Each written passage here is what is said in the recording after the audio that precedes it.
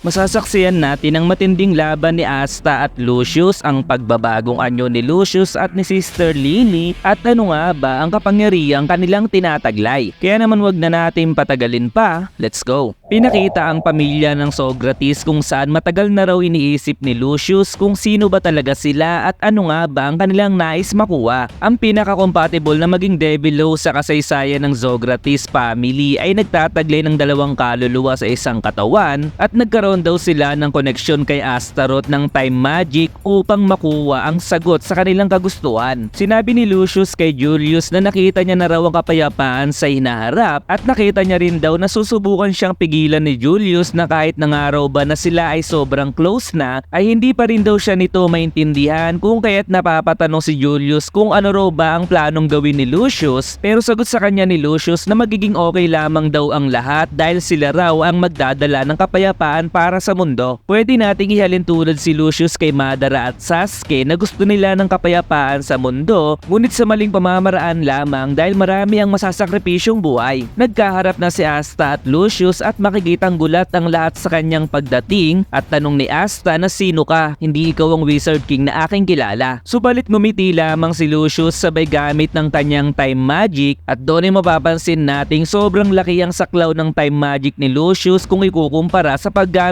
ni Julius ng time magic. Gagawin na sana ni Lucius kay Asta ang katulad ng ginawa niya kay Boy Timbangan, subalit biglang nagpalit ng anyo si Asta kung kaya't napalayo si Lucius at sinabing yan pala ang anti-magic, ang magic na sumasalungat sa natural law. Napansin ni Asta na tumigil na ang lahat maliban lamang sa kanya at sigurado raw siya na magic ito ng Wizard King, ngunit sobrang laki naman daw ng spell na pinakawalan ni Lucius. Sagot ni Lucius sa kanya na sa kadahilan ng hinigop niya si Lucifero ay mas lalo pa siyang lumakas at napatanong si Asta at sabing ikaw si Julius pero hindi, ikaw ay isang tao pero hindi, kung kaya't sino daw ba ito at ano raw ba ang ginawa nito sa kanilang Wizard King. Wika ni Lucius ay siya raw si Lucius Socrates ang tagapagligtas ng mundo at si Julius nga raw ay patay na dahil nakumpleto na raw nito ang kanyang misyon. Para daw sa kapayapaan na walang lungkot o walang kinasusuklaman ay aayusin daw nito ang humanity sa pamamagitan ng pagwasak dito at aayusin nilang muli gamit ang kanilang magic at gagawing tao na pantay-pantay lamang. Upang maiwasan daw nila ang mga pagkakamali sa inaharap ay si Lucius raw ang mamumuno sa lahat bilang the final Wizard King, subalit si Asta ay nalilito na dahil ano daw ba ang sinasabi ni Lucius. Lahat daw ay nangyayari ayon sa kanyang mga plano maliban lamang daw sa isa at doon ay kanyang tinuro si Asta sapagkat wala raw dapat living things ang nabubuhay sa mundo na walang mahika at para daw sa inaharap ay tatanggalin niya raw ang pagkakamaling ito upang itama ang mundo. Doon ay tila ba naging matalino si Asta dahil mukhang alam niya na ang nangyayari at bigla itong humiyaw at sinabing sino ba yung tinutukoy mong pagkakamali at sa madaling salita ay ikaw ay masama dito dahil kinuha mo ang katawan ng aming Wizard King. Wag daw maging hangal si Lucius sa kanyang mga sinabi dahil ang kilala daw ni Asta na Wizard King ay yung nagtatanggol sa mga tao na siyang hinahangaan ng lahat at hindi raw basta-basta mamamatay si Julius kung kaya't pipigilan niya raw ito at ililigtas niya ang kanilang Wizard King. Masayang sagot naman ni Lucius na mas malakas daw siya kung ikukumpara kay Julius at doon ay nagpakawala si Asta ng anti-magic sa paligid upang wasakin ng time magic ni Lucius at makikitang nakakagalaw na muli sila Noel at sinabi ni Asta na kung ganun daw ay lalagpasan daw niya ang kayang gawin ng isang Wizard King. Pinaliwanag dito na ang Devil Union ni Asta ay kayang burahin kahit ang malawakang spell ng kalaban gaya noong nakalaban niya ang Supreme Devil sa unang pinto. However ay 5 minuto lamang niya kayang panatilihin ang kanyang Devil Union at upang mapunan niya ang pagkukulang na to ay naisip niyang ilagay ang Devil Union sa isang parte lamang ng kanyang katawan at mas nakapokus na ang kanyang anti-magic kung kaya't mas malakas na ito at mas tumagal ng 10 minuto. Sa pag-iwan ni Asta kay Lucius ay madali lamang itong nakapag-teleport at sinabi ni Asta kay Sister Lily na magmadali na itong umalis at sinabi ng narrator na ang time magic ay isang invisible na walang natural na magic ang kayang sumalungat dito, subalit ang anti-magic ni Asta ang nag-iisang maaaring maging natural na kalaban ng time magic. Nagpakawala ng maraming spell si Lucius ngunit si Asta ay madali lamang itong hiniwa pero si Lucius ay mas nilakihan pa ang kanyang spell subalit si Asta ay madali pa rin itong kinansela. Pinapatakbo ni Asta ang residente upang hindi madamay sa laban at biglang sumulpot si Lucius sa kanyang likuran at nagawa siyang hawakan sabay sabing sagabal daw talaga silang dalawa ni Libby pero hiniwa siyang muli ng ating bida at naisip na kahit nahawakan niya si Asta ay hindi ito nagbago. Alam na daw ni Lucius na tanging physical na pag-atake lamang ang pwedeng makapinsala kay Asta kung kaya't sinuntok niya ito pero nakaiwas pa din si Asta at mapapansin nating malakas ang suntok na pinakawalan ni Lucius dahil kita naman sa ebidensya. Napatanong si Asta kung bakit mahusay daw si Lucius sa hand-to-hand combat kagaya ni Lucifero, subalit ngayon daw ay mas malakas na sila ngayon kung ikukumpara dati at nakakaiwas siya sa mga suntok ni Lucius. Dumistansya si Lucius kay Asta pero si Asta ay agad kinuha ang isa niyang espada upang bigyan ito ng flying slashes pero nakapag-teleport pa din si Lucius ngunit si Asta ay nadetect pa rin kung saan ito pupunta. Naisip ni Asta nagagana daw ang kanyang ginagawa subalit wika ni Lucius na ang lakas nga raw ni Asta ay banta para sa kapayapaan ng mundo subalit as long na naroon daw si Lucius ay hindi raw mangyayari ang gusto ni Asta. Sinabi ni Lucius na kahit galing daw siya sa pamilya ng mga devil host ay nakatuto daw siya ng magic na kayang linisin ng devil power at magbigay ng sacred power sa mga tao. Kaya naman doon ay pinakita na ang bagong anyo ni Lucius na malaanghel na usa at napansin ni Asta na ang ki ni Lucius ngayon ay hindi ito ki ng isang tao or ki ng isang devil. Nag-teleport muli si Lucius at sa pagtingin ni Asta ay laking gulat nito sapagkat ngayon ay hawak na ni Lucius si Sister Lily at nakaturo ang kanyang mga daliri sa ulo nito. Sinabi ni Lucius na ang kanyang magic ay tinatawag na soul magic kung saan kaya niyang baguhin ang kaluluwa ng sino mang mahawakan niya at ang kaluluwa daw ang source ng buhay, ng spirit at magic ng isang tao. Tanong ni Asta ay ano raw ba ang binabalak ni Lucius at kanyang naisip na may hiwa niya si Sister kung aatake siya dahil hindi naman niya agad mailalabas ang kanyang demon slasher sa tamang oras. Wika ni Lucius ay hayaan daw siyang ipakita kung ano ang itsura ng taong totoong masaya at doon ay tila ba may ginawa si Lucius sa madre at pinakitang si Sister Lily ay nagbago na ang anyo at sinabing para sa kapayapaan ng mundo ay nakikiusap itong mamatay na raw si Asta. Sa pagkagulat ni Asta ay sinamantala naman ito ni Lucius at hiniwa ang ating bida at kanyang sinabi na hindi raw siya nito matatalo kailanman at habang papabagsak si Asta ay nagpaalam si Lucius sa taong sumasalungat sa natural law ng mundo. Bagsak na si Asta sa bubong ay masaya naman si Lucius sa nangyari subalit si Asta hindi pa rin sumusuko pero sagot ni Lucius na wag daw itong magkunwari pa dahil alam niya daw na wala nang lakas si Asta para gumalaw at ilang minuto na lamang daw ang natitira sa buhay nito. Bigla namang dumating sila Noel at Mimosa at inatake ito ng kanyang water magic balit nang napansin nito ni Paladin Lily ay pinigilan niya lamang ito ng kanyang special magic na kinagulat ni Noel nang makita niya ito. Sinabi ni Lucius na yun daw ang magic ni Beelzebub at ginamit niya ang kanyang soul magic upang linisin ang devil power at ilipat ito sa iba. Tanong ni Noel ano raw ba ang binabalak ni Lucius at sagot naman ni Lucius na nagawa niya ng kontrolin ng lahat ng devils at supreme devil sa underworld. Ang tao daw nagagamit ngayon ng devil power sa tulong niya ay magiging mas mataas na nilalang at magkakaroon sila ng malapit-lapit na immortal body kung kaya't si Lily daw ang unang makakaranas nito at tatawagin niya itong Paladin na siyang lalaban para sa mundo. Pamumunuan niya daw ang mundo at ang Wizard King ay walang binatbat kung ikukumpara sa kanya kung kaya't mas mainam daw na tawagin siyang bilang isang Wizard Emperor. Nahihirapan na si Asta sa pinsalang kanyang natamo at nang ililigtas na nila Mimosa at Nero si Asta ay biglang humarang sa kanila si Paladin Lily at ginamitan sila ng special magic upang ikulong at napansin ni Noel na nawawala ang kanyang magic spell. Wika ni Paladin Lily na sino daw ba ang mag-aakalang makakagamit siya ng ganong klaseng mahika kung kaya't sobrang nakakamangha daw talaga ang power ni Master Lucius. Huwag daw mag-alala sila Noel dahil maiintindihan rin daw nila na si Lucius daw ay tama at humingi ito ng sorry kay Asta pero ang kamatayan daw nito ang siyang magsisilbing daan patungo sa kapayapaan at kasiyahan ng mundo. Nangako si Asta na ililigtas niya daw si Paladin Lily at doon ay biglang naglaho na lamang si Asta na parang bula sa harapan ng tatlong babae na sobrang kinagulat naman nila. Ngayong wala na daw si Asta ay wala na raw pagkakamali sa mundo at ang paghahatol na kanyang gagawin ay mangyayari pagkatapos ng isang linggo sapagkat ito na raw ang uling digmaang mangyayari sa mga tao para sa kapayapaan na kanyang ninanais. Nakita na raw ni Lucius sa pamamagitan ng kanyang foresight ang resulta at nakita rin daw niya na lalaban pa rin ang lahat laban sa kanya